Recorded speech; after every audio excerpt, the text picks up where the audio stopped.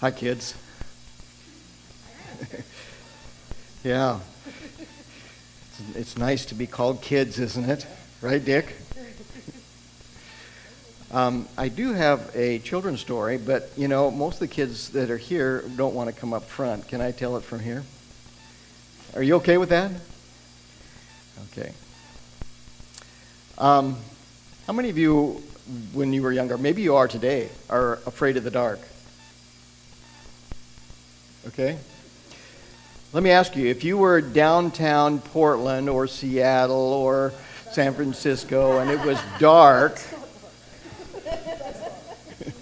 and you were walking down a dark alley, would you be afraid? There we go. That's what I was afraid. I must have been, my dad's not here to double check me or correct me, but when I was small, I had a bedroom that had a street light that was outside my bedroom, okay?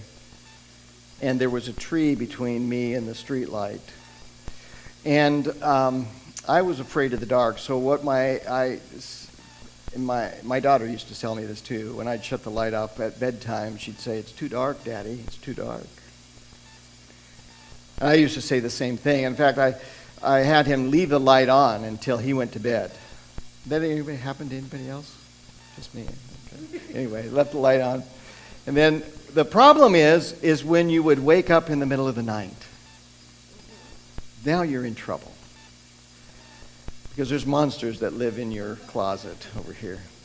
And my closet door was open, and it was dark. It was really dark in there. Who knows what creeps in those dark places?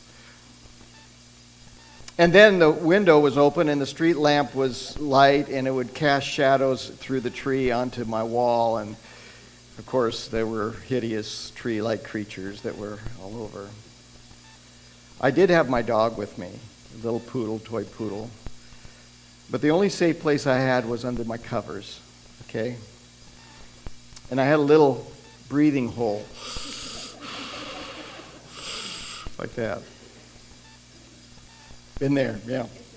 So I was safe as long as I was there, but I couldn't go to sleep because of my fear. I couldn't find rest, right? So I decided, I made a decision. I was going to make an attempt to make it to my parents' bedroom.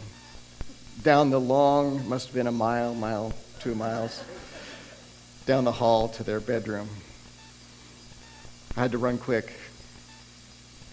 So I made that determination. I took the bed covers and I threw them off. I jumped out and ran as fast as I could and came to the side of my dad's bed.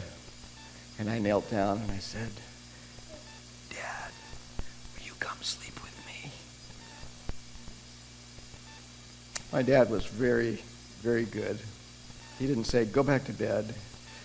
He got up, took me by the hand, and led me down to the bed, tucked me in, and then he got in on the outside. So not only do I have the wall now, but I have my dad on the other side.